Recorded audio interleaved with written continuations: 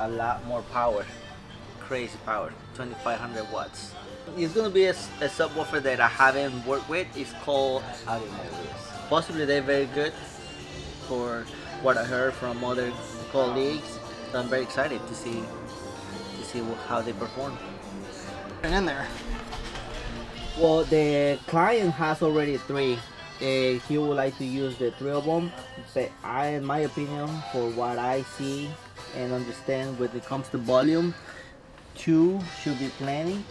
So 2,500 watts. What is that equal to each sub? Like what's You're running basically like 1200 watts, 1300 watts RMS to each subwoofer. That's a lot of power.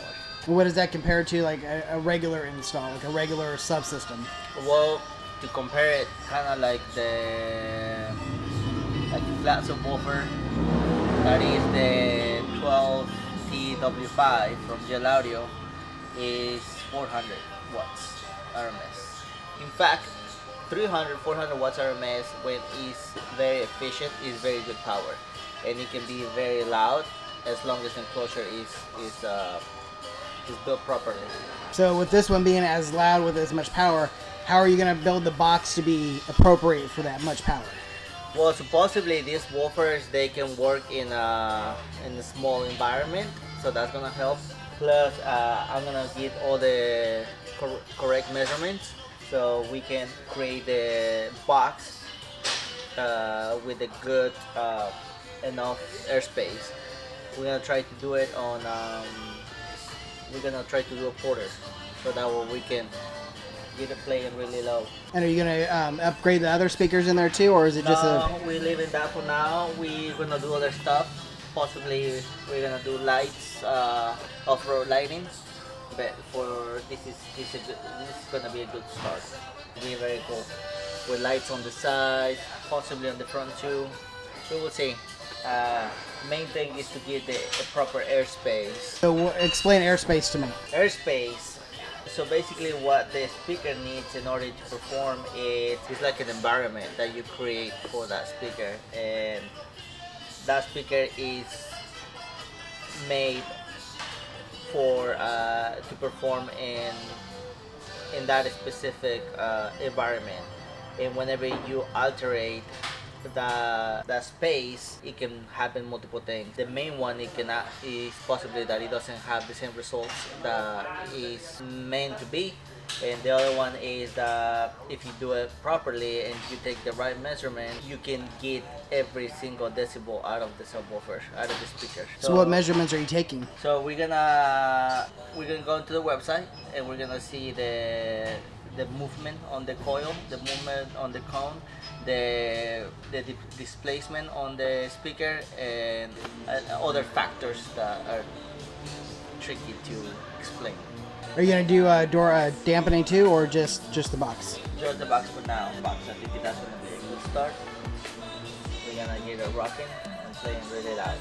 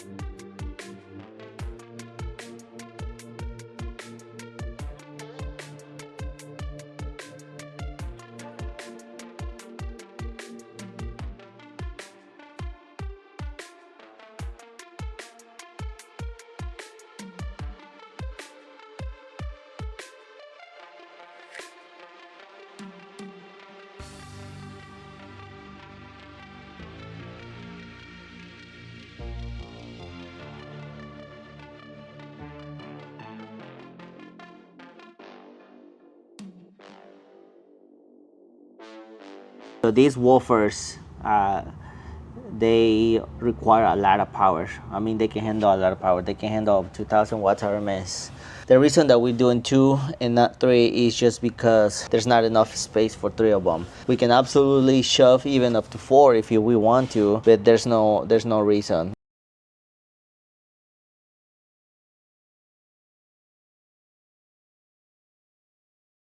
Why we choose to do only 2 and not 3? Mainly because volume. These woofers require a specific volume, and this box that is going to go under the seat allowed us to have that much volume. We made it happen, but these woofers absolutely require a lot of more airspace to perform the way that they're designed. So this is a pretty cool insert that we created in Autodesk Fusion, and simple geometry, but is sometimes simple is better in my opinion. And we're just trying to create little accents here and there from the same truck, and paint it to what is inside on the truck already, and this is the result that we get. It has a radius like that. It changed completely the game of designing and creating. This thing is gonna look super cool. So there's gonna be a section that is gonna be suede Alcantara, because the truck has black Alcantara, and then we're gonna do some pretty cool LEDs on this side. Something that I tried to do in this one, compared to the other ones, is that instead of all the way around, I changed the design a little bit here and just not finish the frame all the way. This 45 chamfer transfer into this. Exactly.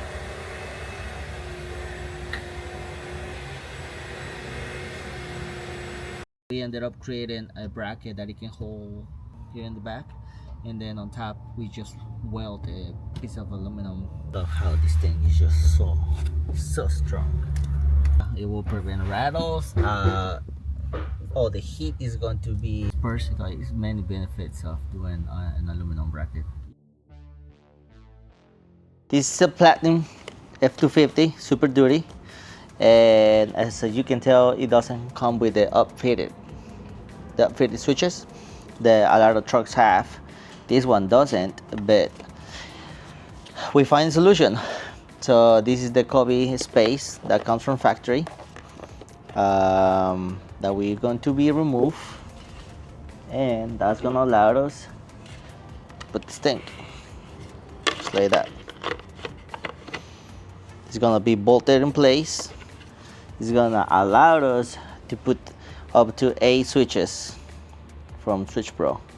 This thing will be sitting right here, bolted from the back, and you can program these buttons however you want, to ignition, constant, to flash, to do whatever you can possibly want. It's pretty cool because this is all the wires that comes into the overhead. Then from there is into the hood, and that's where all the connections is going to happen. So it stays super clean.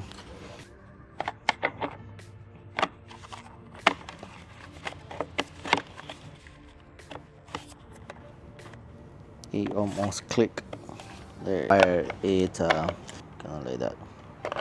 It's gonna be painted just like this, just like these colors. So whenever you go into the truck, it's gonna look like it's just part of it.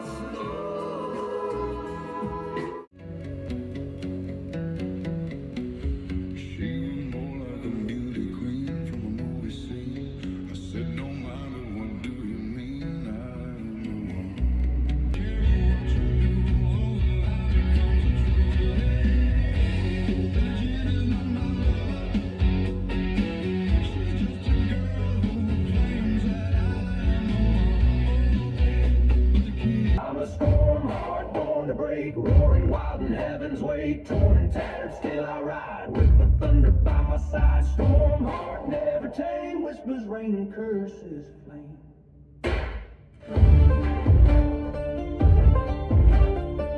I'm silent.